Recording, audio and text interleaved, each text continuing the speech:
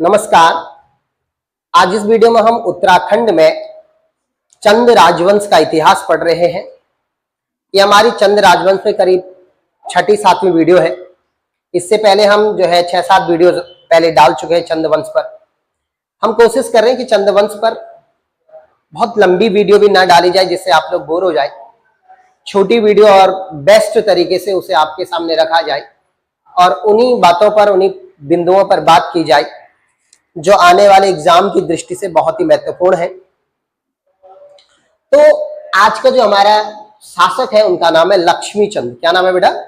लक्ष्मीचंद। एक एक बातों को समझें और तब जो है हमेशा के लिए आपको याद हो जाएगा। हाँ, एक बात जरूर है, अगर अभी तक आपने हमारे चैनल को सब्सक्राइब नहीं किया तो कर लें और बेल आइकन को जरूर प्रेस करें, क्योंकि बेल आइकन के द्वारा ही हमारे द्वारा डाले गए प्रत्येक वीडियो का नोटिफिकेशन सबसे पहले आप तक पहुंचता है। हम एक कोशिश करते हैं कि जो क्लास है स्मार्ट क्लास हो, स्मार्ट स्टूडेंट के लिए, तो जरा इस बात पर आप ध्यान रखें। अब आते हैं आज के हमारे बिंदु पर। हमारा जो आज का बिंदु है वो है लक्ष्मीचंद, जो शासक है चंद वंश के। काफी महत्वपूर्ण शासक है। इनसे संबंधित पेपरों में प्रश्न बड़े पूछे जाते हैं, क्योंकि इन्होंने शासन करने के साथ प्रशासन पर भी बड़ा ध्यान दिया और किस तरीके से इन्होंने शासन के साथ प्रशासन को जोड़ते हुए चीजों को क्या, उस पर भी हमारी नजर होनी चाहिए।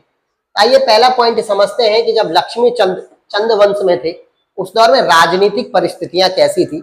ये जरा पहले आपको समझना चाहिए कि भाई उस दौर में जो कुमाऊं का हिस्सा था उसमें राजनीतिक परिस्थितियां किस हिसाब की थी, इस पर भी हमें समझना पड़ेगा। देखें तो जरा देखो, जब कुमाऊं में चंद वंश का शासन था उस दौर में अगर मैं गढ़वाल की बात करूं तो गढ़वाल में पंवार वंशी राजा शासन कर रहे थे। कौन कर रहे थे बेटा? पंवार वंशी राजा शासन कर रहे थे। यहाँ कुमाऊं में चंद वंश में कौन बैठे हैं? उनका नाम है लक्ष्मीचंद। कौन बैठे बेटा? लक्ष्मीचंद। देखो, एक चीज याद रखो कि जब हम मैप के थ्रू चीजों को पढ़ते हैं तो मुझे लगता है वो ज्यादा बेस्ट होता है, उसे आपको समझने में आसानी होती है। और जब आप विदाउट मैप पढ़ते हो तो वो एक इमेजिनेशन टाइप का हो जाता है, इमेजिनरी टाइप का हो जाता है, इसलिए वास्तविकता आपको समझ में नहीं आती। मैं कोशिश करता हूं कि चीजों को हम मैप के थ्रू समझें। और यहाँ गढ़वाल पर जो राजा है उनका नाम क्या बेटा? उनका नाम है मानसा। यही है मानसा, समझना जरा।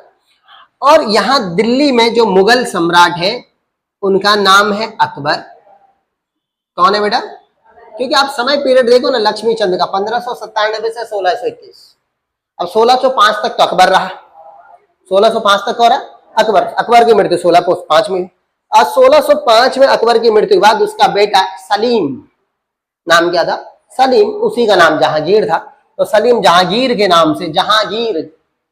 नाम से गद्दी पर बैठा और वो 1627 तक गद्दी पर रहा। तो अगर देखा जाए तो अकबर का समय पीरियड भी था लक्ष्मीचंद के समय, और दूसरे व्यक्ति जो कि अकबर का बेटा था उसका नाम क्या था बेटा? जहांगीर। ये तो दिल्ली की स्थिति ये थी कि जब लक्ष्मीचंद गद्दी पर था तब दिल्ली में दो राजाओं का शासन चला, पहले अकबर का और दूसरा जहांगीर का, क्योंकि लंबा समय पीरियड है लक्ष्मीचंद। ठीक, अब यहाँ चंद वंश में कौन राजा बैठे हुए? उनका नाम है मानसा राजा बैठे हुए। एक चीज याद रखना, लक्ष्मीचंद जैसे गद्दी पर बैठा उसके एक ही लक्ष्य था कि किस तरीके से पंवार राज्य को अपने राज्य में कब्जा कर दिया जाए, यानी पंवार राज्य को अधिकृत करना ही उसकी जिंदगी का लक्ष्य था। अब तुम सोच रहे होंगे सर उसकी जिंदगी का एक ही लक्ष्य आप कैसे कह सकते हो? इस बात की पुष्टि होती है बेटा क्योंकि लक्ष्मीचंद ने परमार राज्य पर कितनी बार आक्रमण किया?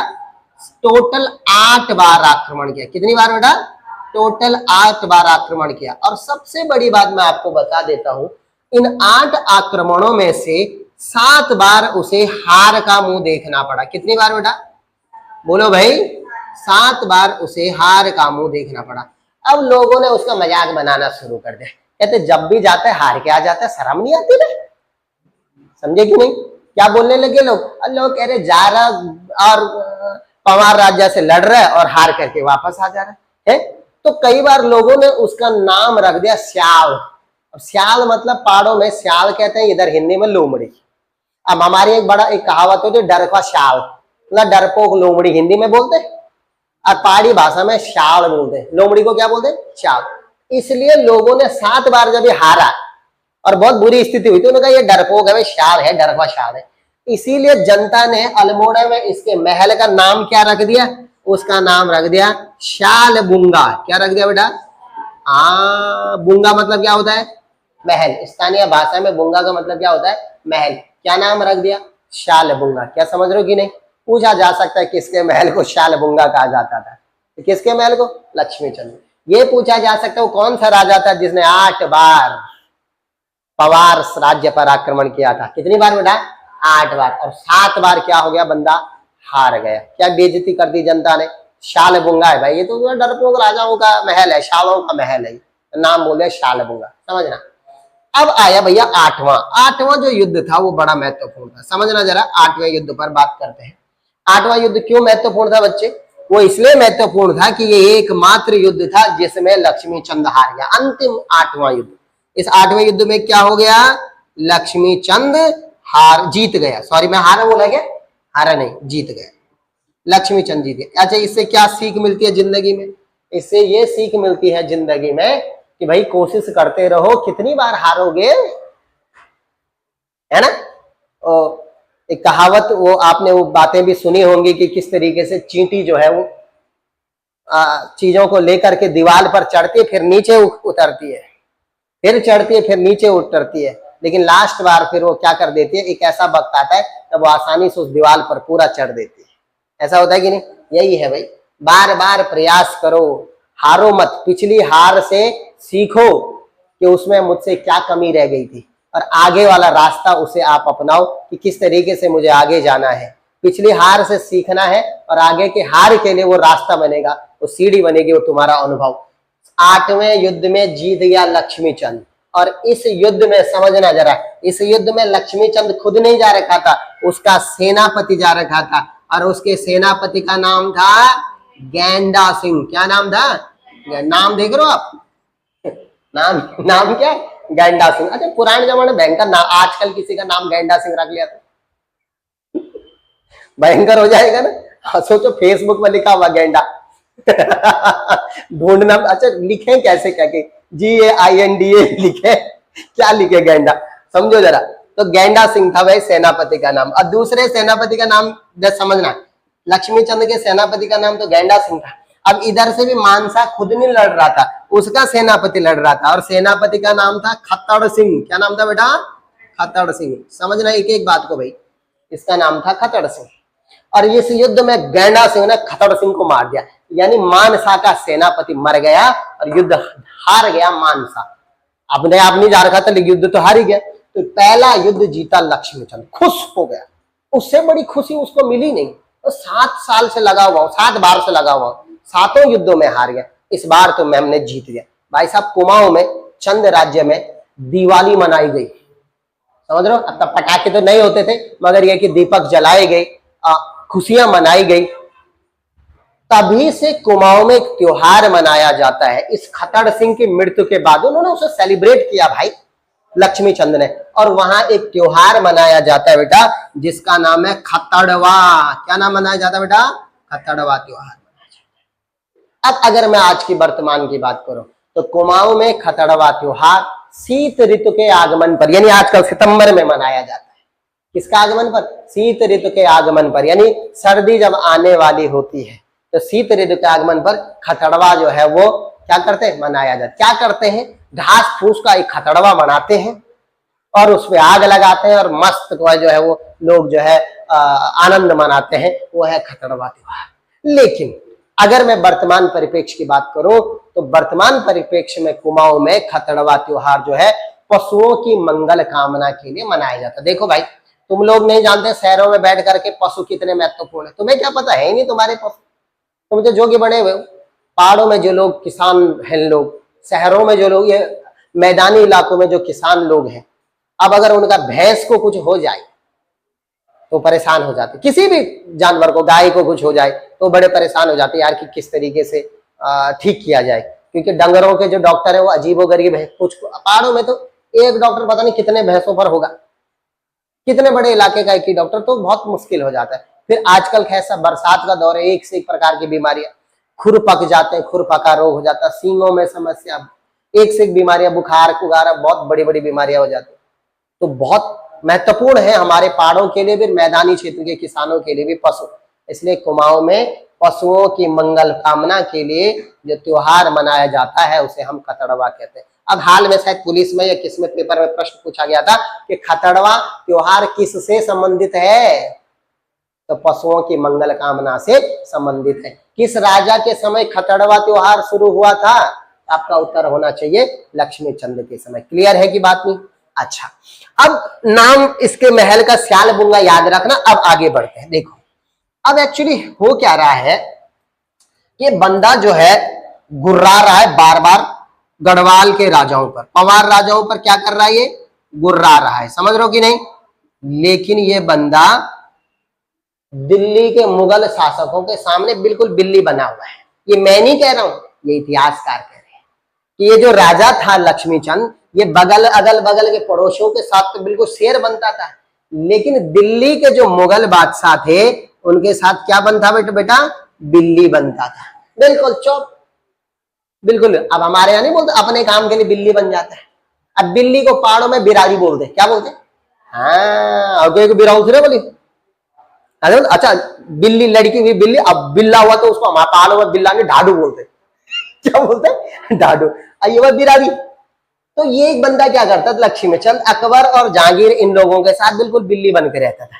इसलिए स्थानीय जो जनता थी वो लक्ष्मी चंद का एक और नाम रखा हुआ था और उसका नाम था लखुली बिराली। कैसी? हाँ, इसका नाम था बेटा लखुली बिराली। क्या मेरी बात समझ रहे हो कि नहीं? बोलो भाई। तो ये था, अगर मैं शासन की बात करूं तो इस तरीके से युद्ध वुद्ध करके शासन वासन किया लक्ष्मी चंद ने। क्लियर है?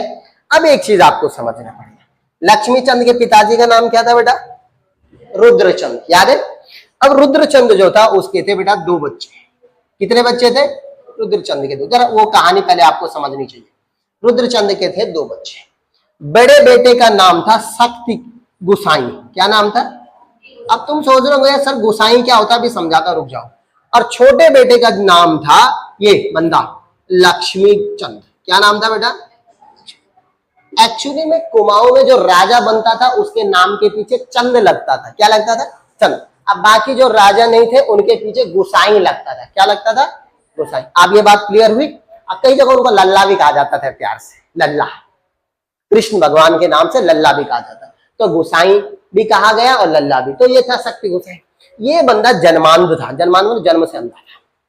क्या था? जन्म से अंधा। गद्दी पर बैठना था शक्ति गुसाई से। लेकिन भाई अंधे आदमी को कैसे बैठा देंगे और राजपाट कैसे करेगा, है ना।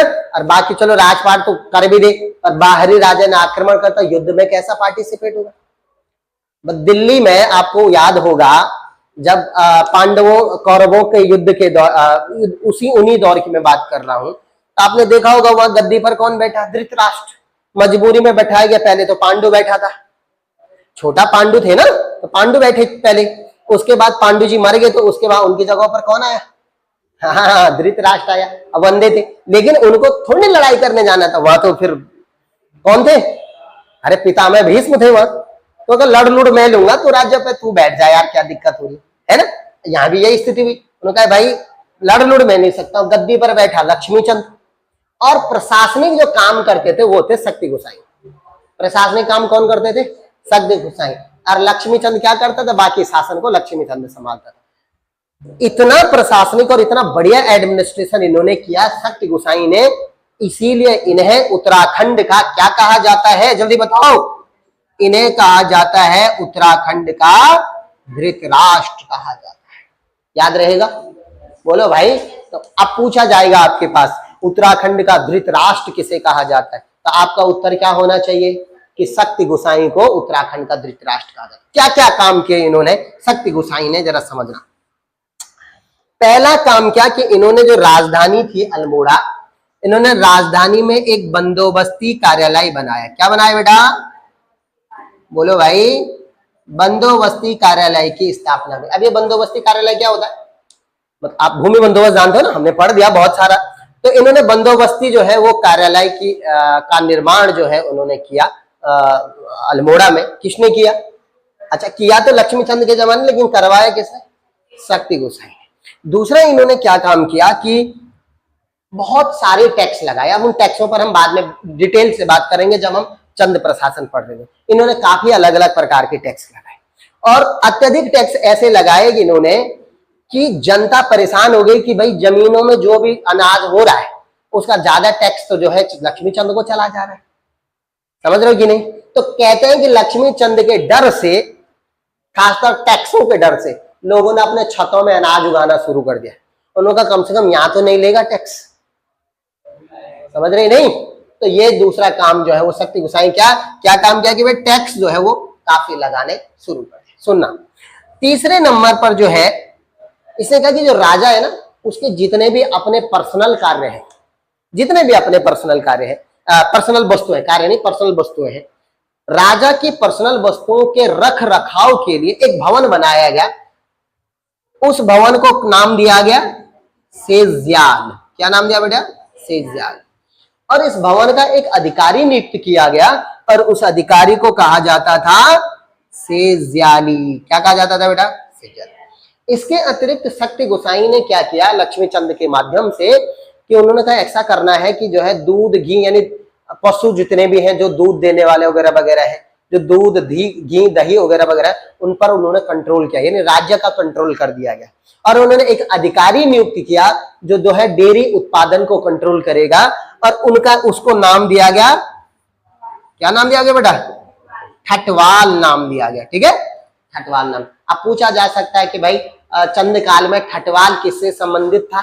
तो आपका उत्तर होना चाहिए दूध दही घी यानी डेयरी उत्पादों को कंट्रोल करने वाला अधिकारी था। पूछा जा सकता है सेज्याली कौन सा अधिकारी था? तो राजा की जो पर्सनल वस्तुएं होती थी वहां जो जिस भवन में रखी जाती थी उसको देखने वाला अधिकारी जो होता था उसे हम सेज्याली कहते थे और जो वो भवन था उसे क्या कहा जाता था? सेज्याल कहा जाता। क्लियर हुई? बोलो भाई ये काम किए। और क्या काम किए जरा जरा समझे जरा। शक्ति गोसाई ने क्या करवाया लक्ष्मी चंद से? उन्होंने जो राज्य के कर्मचारी थे उनको 3 भागों में बंटवा दिया। कितने भागों में? 3। यानी जो राज्य के कर्मचारी हैं, राज्य कर्मचारी, उन्हें भी डिवाइड कर दिया गया यानी बांटा गया अलग अलग भागों में। अच्छा है, पता तो चले कौन किस प्रकार का अधिकारी है। 3 प्रकार के अधिकारी उन्होंने बनाए। पहला जो अधिकारी था बेटा उसे कहा गया सरदार। क्या कहा गया बेटा? सरदार कहा गया। दूसरे प्रकार का जो अधिकारी था उसे कहा गया फौजदार। क्या कहा गया बेटा? फौजदार। और तीसरे नंबर का जो अधिकारी था उसे क्या कहा गया? उसे कहा गया नेगी। क्या कहा गया? आजकल गढ़वाल में एक जाति भी नेगी है ना। अच्छा, सरदार कौन है? जो परगने का प्रमुख होता था। परगना जानते हो बेटा? पट्टी। जो परगने का प्रमुख होता था, क्योंकि राज्य परगनों में विभाजित था, तो जो परगने का प्रमुख होता था उसे कहते थे सरदार। क्या बोलते थे? सरदार। अच्छा, फौजदार कौन था? राजा के नीचे जो सेना का प्रमुख होता था उसे फौजदार भी कहते थे, सेनापति। तो क्या कहा? ये सेना का प्रमुख था। क्या था? सेना का प्रमुख। क्या कहलाता था?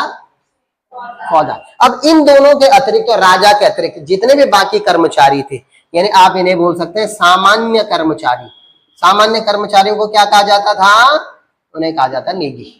क्या कहा जाता? नेगी। क्यों कहा इन्हें नेगी? एक्चुअली में ये जो सामान्य कर्मचारी उनकी तनख्वाह के लिए जनता से टैक्स लिया जाता था और जो टैक्स इनकी तनख्वाह के लिए लिया जाता था उसे नेग कहते थे। क्या कहते थे बेटा? नेग। और इसी नेग से इनका नाम क्या हो गया? नेगी हो गया। क्या ठीक है कि नहीं? बोलो कोई दिक्कत है तो बताओ। समझ में आ रहा है क्या बात है? तो बाबू ये प्रशासनिक काम के बच्चे किसने? लक्ष्मी चंद ने। पर किसके माध्यम से करे? शक्ति गोसाई के। और क्या क्या? इन्होंने अदालतों पर भी कंट्रोल किया बेटा। अदालतें भी विभाजित करी। जैसे कर्मचारी विभाजित किए, उन्होंने अदालतें विभाजित। इन्होंने क्या करा कि अदालतें जो थी उन्हें मुख्य रूप से 2 भागों में बांटा। किसको बेटा? अदालतों को उन्होंने 2 भागों में बांटा। देखो, सामान्य जनता के लिए अलग अदालतें और फौज के लिए, सैनिकों के लिए अलग अदालत। आज भी ऐसा है, सैनिकों की अदालतें जो है आर्मी कोर्ट अलग होते हैं और बाकी जनता के लिए अलग होता है। ठीक, सामान्य जनता के लिए जो अदालत थी उसका नाम रखा गया न्योवाली। क्या नाम रखा गया बेटा? न्योवाली। किसके लिए थी ये अदालत थी सामान्य जनता के लिए। नाम क्या था? न्योवाली। और जो है न्योवाली के बाद जो सैनिकों के लिए जो थी उस अदालत का नाम था बिस्टाली। क्या नाम था? बिस्टाली। तो बिस्टाली जो अदालत थी वो किसके लिए थी? वो थी सामान्य जनता के लिए, और सॉरी सैनिकों के लिए, ठीक है ठीक, मेरा दिमाग थोड़ा कहीं और चले गया, वो थी सैनिकों की, और सामान्य जनता के लिए कौन सी थी? तो एक अदालत है न्योवाली, दूसरी है विस्टाली। अब आपके पास प्रश्न क्या आएगा, किसने न्योवाली और विस्टाली अदालतें बनवाई? लक्ष्मीचंद ने। पूछा जा सकता है इनमें से कौन सी अदालत सामान्य जनता के लिए थी, इनमें से कौन सी अदालत सैनिकों के लिए थी? विस्टाली। पूछा जा सकता है चंद शासन में न्योवाली और विस्टाली क्या थी, तो क्या उत्तर दोगे? अदालतें। एक एक बात समझ रहे हो कि नहीं? अच्छा, इसके अलावा कुछ निर्माण कार्य भी किए, जरा पानी पिलाओ जरा, इसके अलावा कुछ निर्माण कार्य भी किए, जरा एक एक बात को ध्यान से समझें जरा। कंस्ट्रक्शन का काम, कंस्ट्रक्शन भी नहीं बोलेंगे, कुछ चीजें बनाई इसने।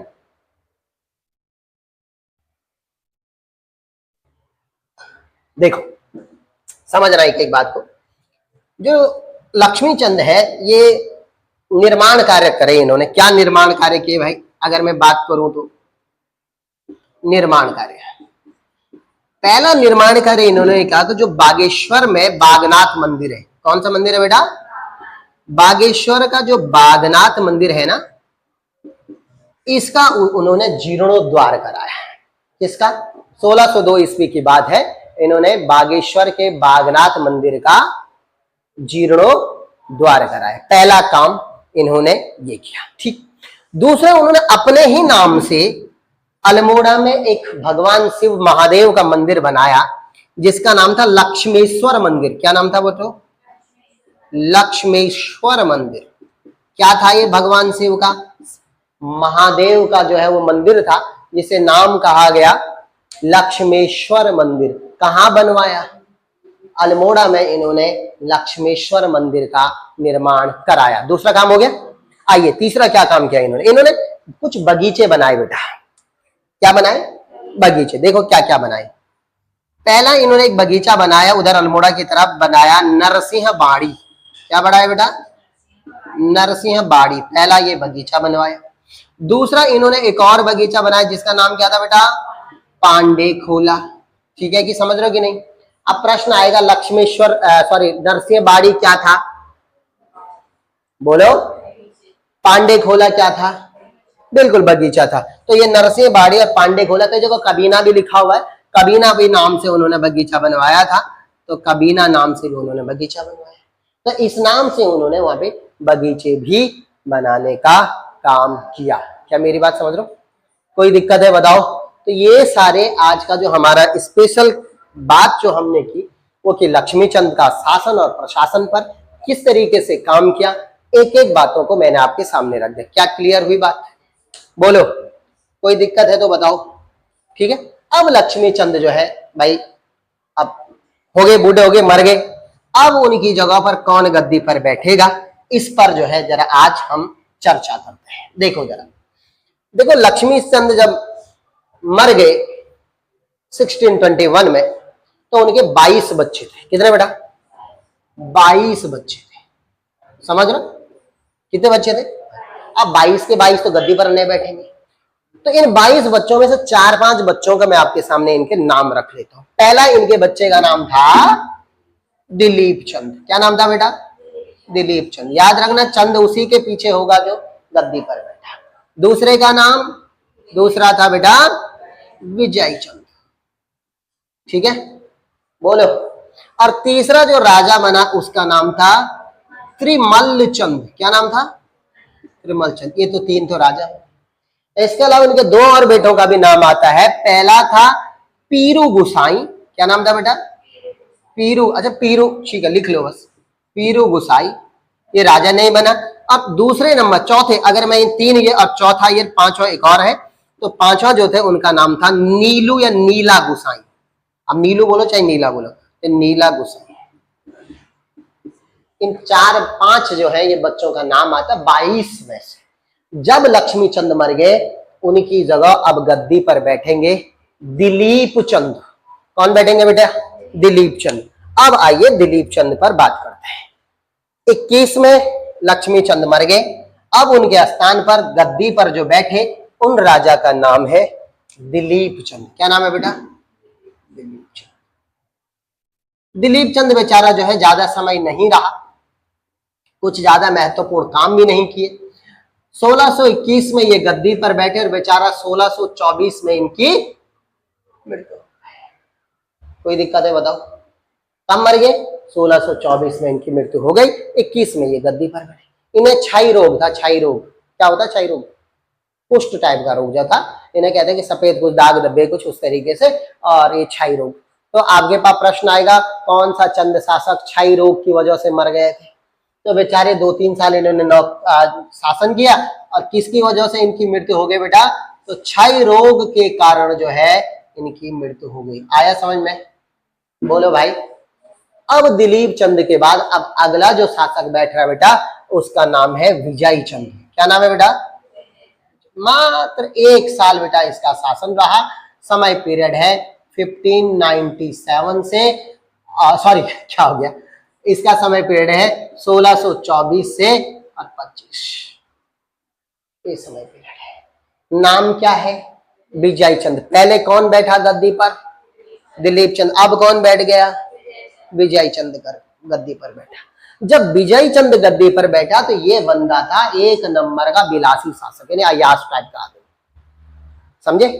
1 नंबर का अयास यानी विलासी शासक था विजय चंद। और जब ये बंदा गद्दी पर बैठा, एक एक बात को समझना, जब ये बंदा गद्दी पर बैठा तो इसके समय, क्योंकि विलासी है, इसको होश कुछ है नहीं, तो इसके समय जो है शासन में त्रिमूर्ति यानी 3 ऐसे लोग थे। सुनना जरा, त्रिमूर्ति मैं उनके लिए कहता हूं, इतिहासकार भी कहते हैं, एक त्रिमूर्ति जो 3 लोग थे उनका शासन पर कब्जा हो रखा था। किसका? त्रिमूर्ति। अब वो त्रिमूर्ति कौन थे? पहली त्रिमूर्ति का नाम था सुखराम कार्की। क्या नाम था बेटा? सुखराम कार्की। दूसरे त्रिमूर्ति का नाम था विनायक भट्ट। क्या नाम था बेटा? विनायक भट्ट। और तीसरी त्रिमूर्ति जो था वो यही लक्ष्मी चंद का बेटा था, और जिसका नाम था पीरू गुसाई। क्या नाम था बेटा? गुसाई को भी लग रहा था मैं गद्दी पर बैठा। जब विजय चंद विलासी शासक था तो उसके समय त्रिमूर्ति यानी 3 लोगों का शासन पर कब्जा था। पहला सुखराम कार्की, दूसरा विनायक भट्ट, और तीसरा पीरू गुसाई, इनका कब्जा था। अब वो बंदा था खाने पीने वाला आदमी, समझ रहे हो ना? चखना दारू चाहिए था उसको बार बार, ऐसा वो बंदा था, 1 नंबर का विलासी व्यक्ति था। इस सुखराम कार्की ने क्या किया? सुनना एक एक बात को। इस सुखराम कार्की ने क्या किया? विजय चंद के खाने में जहर मिलाया और उसकी हत्या कर दी। किसने करी? सुखराम कार्की। समझ रहे हो कि नहीं? सुखराम कार्की ने क्या किया? विजय चंद की हत्या। जब विजय चंद की हत्या करी तो अभी थोड़ी देर पहले मैंने उनके 5 बच्चों के नाम गुनगुनाई, जिनमें से एक नीला या नीलू गुसाई का नाम बोला।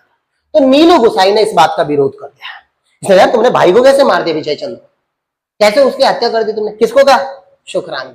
तो सुखराम कार्की, विनायक भट्ट, इन लोगों ने मिलकर क्या करा? नीलू गुसाई की दोनों आंखें फोड़ दी।